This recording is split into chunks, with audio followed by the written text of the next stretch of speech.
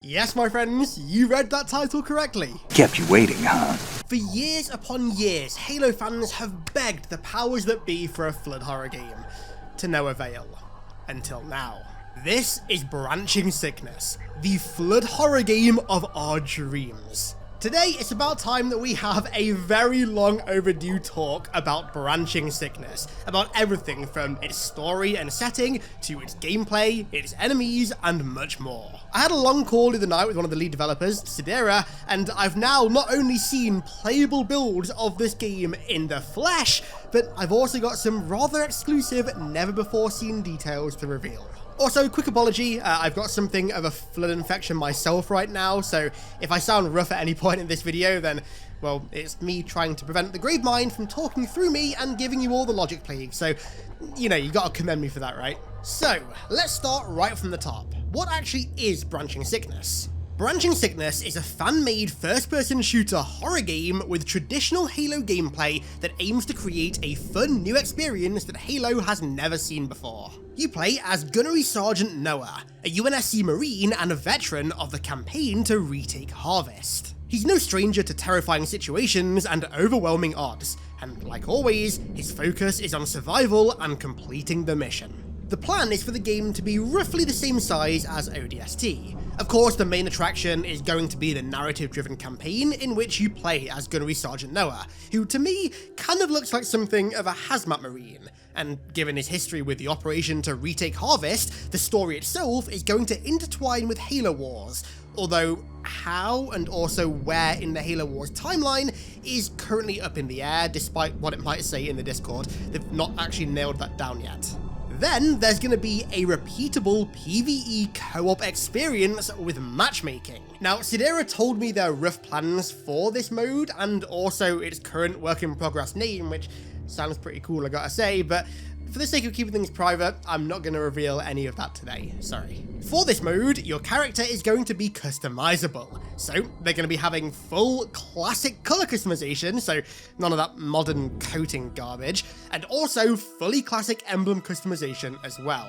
The idea of armor customization was floated too, and it's definitely something that the team want to do, but they're not 100% yet. Stick around to the end of the video for a bit more information on that.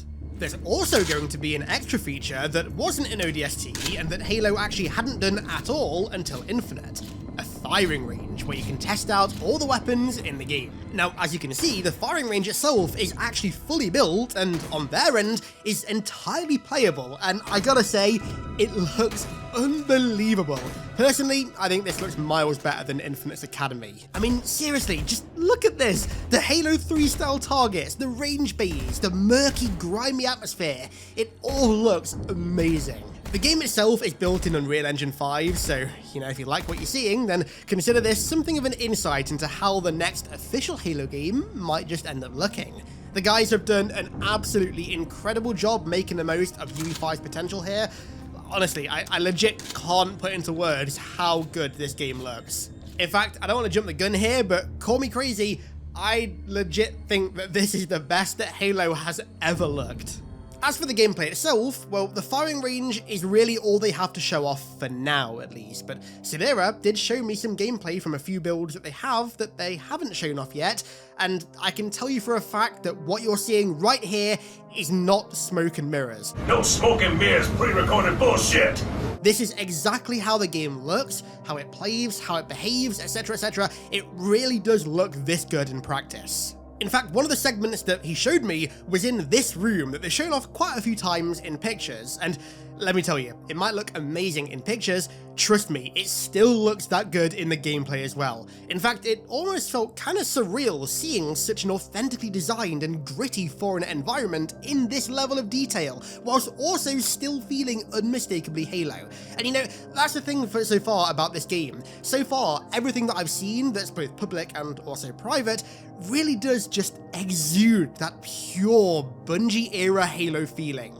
More specifically, from the gameplay to the weapons handling animations to the heads-up display and so on, it really feels like a natural extension of ODST, which I think was their intention, and honestly, I could not be happier about that.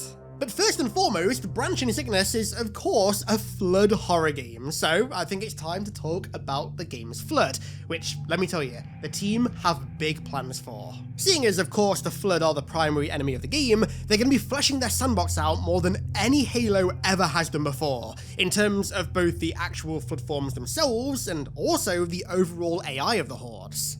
They say that they aim to retain that feeling of constantly being overwhelmed by the parasite that you kind of got from the original trilogy, but after speaking to Sidera, I kind of got the impression, at least, that they really want to drive this kind of overwhelming zombie-like horde feeling home. That's something that the original Halo games kind of toyed with, and I'd personally say the only time that I ever really felt that properly was in Halo 1. Any other Halo game, the numbers weren't big enough for them to really feel that oppressive. The inspiration for their take on the Flood is essentially Halo 3 expanded, so there's going to be a total of 8 functionally unique Flood forms. Right now, they've confirmed the Infection form, the Carrier form, and the Abomination. They've hinted at one solely airborne form, alongside 2 other forms that have the ability to carry out ranged attacks, and then another 2 that they're yet to reveal anything about. They've also hinted that some of the yet-to-be-revealed Flood forms will be Halo Wars Flood forms that are making their FPS debut, which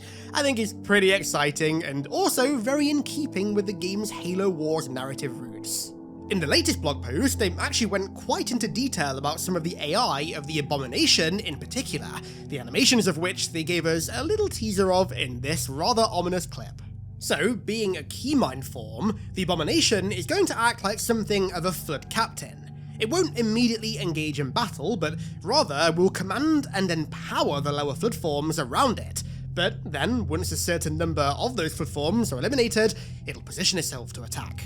When it begins its attack pattern, it'll collapse itself into a ball and begin rolling around in pursuit of its target. Overall, the intention is to focus more on the horde aspects of the Flood and the unique combinations of the various forms on the battlefield, over just having a few very bullet spongy enemies, which I've got to say I'm a huge fan of. To me, the Flood strength should always be its overwhelming oppressive numbers, not its raw strength or constitution, with of course a few exceptions here and there. At the end of the day, the Flood are zombies, right? They're just zombies, they're space zombies, and this kind of gameplay direction really cements that, whilst also including all of the unique aspects and quirks of the Flood as, well, space zombies, not just regular zombies. The Sentinels are going to be present as well, and my god do they look amazing. Now, according to the last blog post, they said that the Flood are going to be the only enemy that you fight in the game, so given that, I'd assume that these Sentinels are going to be friendly. Either way, the aggressor's models and animations just, oh my god, they look so good. I absolutely love this model, and I love the little animations. It's so good. No other way to describe it. It just looks peak. Okay, let's have a quick break to talk about bad habits. Much like the ancient humans falling into the bad habit of feeding corrupted precursor dust to their pets, many of us fall into bad habits as well. But much like the foreigners firing the Halos to destroy what that bad habit created, it's time for us to fire our own personal Halos and ditch those unhealthy habits for Fume's flavoured air device, who are sponsoring today's video. Fume is not a vape, it's got no nicotine in it, no toxic flavours, and no batteries. Rather, it's a really cool looking, award-winning flavoured air device that fills the void that ditching a bad habit can leave. It works by drawing flavour into your mouth via the fume cores, which go inside the device. These cores come in a variety of flavours, with my personal favourite being orange vanilla. It really works to satisfy cravings without any of the downsides of the bad habit. Fume has served over 300,000 customers, and you can be the next success story. For a limited time, use my code HiddenXperia to get your free topper. It's the perfect accessory to your Fume device. Slip it onto the mouthpiece for a softer, warmer feel. It's also chewable for those who love to fidget, and it's reusable as well. Just head to tryfume.com, that's tryfum.com, and use code HiddenXperia, or scan the QR code on screen, to get your free Fume topper when you order your journey pack today. Okay, so as cool as all this Flood stuff is, it's our job to kill it all, right? So let's talk about the gameplay, the weapon sandbox, and everything else that is going to help us accomplish that goal. The core gameplay of Branching Sickness is pretty much classic Halo with the slight addition of an aim down the barrel zoom that doesn't appear to affect accuracy, or at least that's how the gameplay is right now. Do keep in mind that this is a fan game that is very much in the trenches of development still, so pretty much everything that you see is subject to change. But yeah, they're making a flood horror game with almost entirely classic Halo gameplay. Whew, I feel like I've died and gone to heaven, my friends. So, into the nitty-gritty. In terms of the health system, because of course you're playing as a Marine, you don't have any shields. But they haven't gone the rather obvious and predicted ODST route and done health packs either. Instead, they've done something entirely brand new for health. So, you carry around a personal biofoam canister that, when injured, you have to manually use, which initiates an animation where you sling your weapon and inject the biofoam, leaving you vulnerable and exposed to any infected attack. This is the kind of mechanic that I'd love to see a Halo spin-off try out, and having actually seen the animations and the system in practice in one of the private builds, I think it's going to work really well to build tension, and also to kind of inadvertently have the Flood apply even more pressure to you, because, I mean, you literally can't heal until the area is clear. Very cool. As for the weapons, so far they've revealed the Magnum, the SMG, the BR, the Spanker, the Plasma Pistol, the Plasma Rifle, the Needler, and the Energy Sword. And my god, fellas, my god, the models themselves, oh my god, the work done here is stunning. When I first saw these models, I was legit taken aback by the level of quality, and you know, it's a double whammy because not only do they look incredible in isolated renders, but they also look equally as stunning in-game with the different environments lighting as well. Quite often, I see really high detail, well-designed weapon models made for games that look incredible in isolated renders, but just end up looking average at best under the game's actual lighting. But with Branching Sickness, that does not appear to be the case at all. I guess that's just the power of a well-utilized Unreal Engine 5. And speaking of lighting, I was going to save this for later to kind of keep the continuity in this video's script going, but screw continuity, I'm way too eager to talk about this because honestly, the environments they've designed so far for this game are perfect. And I mean perfect. And I gotta tell you, it was perfect. Perfect. Everything, down to the last minute details. We'll talk visuals and art style later on, but now we've got to talk about the atmosphere in particular in these environments because they have nailed it. Regardless of the environment, whether it's Foreigner or UNSC, there's this kind of subtle, grimy, oppressive, dark atmosphere and tone to the environments that really gives me that 80s sci-fi horror vibe that Bungie were always trying to invoke. The grimy textures, the low lighting, the subtle flood fog, and then the harsh, contrasting lights that cut through them immediately invokes aliens to me. I swear to God, I promise you right now that I'm not trying to blow smoke up the team's ass here when I say that this is the perfect aesthetic for a flood horror game, and I genuinely don't think that any kind of official AAA flood horror game would come even close to getting it this right. It feels authentically Halo, but in a way that Halo's never looked before, which is a Herculean feat to pull off. Sidera told me that Dead Space was a huge inspiration for the game, and I mean, I think that really shows here. I genuinely cannot put into words how perfect this atmosphere and the tone of these environments is. Again, no smoke being blown up any asses here. Perfect is the only word that comes to mind. I'm trying to calculate another word that would describe it perfectly, but ironically, perfect is all my brain can come up with because it looks perfect. And then, as for the actual art style itself, well, the same praise applies. The UNSC stuff looks grimy, tried and tested, and again, very aliens. And the Foreigner environments invoke so much of that Halo 2 and also kind of Halo Infinite art style as well, which is so cool. Okay, I could go on for literally ever about this game's atmosphere and tone and aesthetic. Long story short, like I already said many times, it's perfect. So let's cut it short there and talk more about different elements of the kind of weapon sandbox. So weapons aren't the only part of this game's sandbox, they're also adding Halo 3's equipment as well. The only one they've shown off publicly now is their remake of the Trip Mine, this time a UNSC themed Trip Mine, and again the same thing applies as the weapons. The model for this thing is gorgeous, from its quality and its overall design to the little details like the boom that's written on one of the flaps. I guarantee you that this is exactly what the Trip Mine would have looked like had Bungie designed it to be a UNSC equipment in Halo 3 over a Brute designed equipment. Absolutely stunning. And then there's the other equipment that they've actually not shown off yet, so I guess I'm revealing it right here, right now.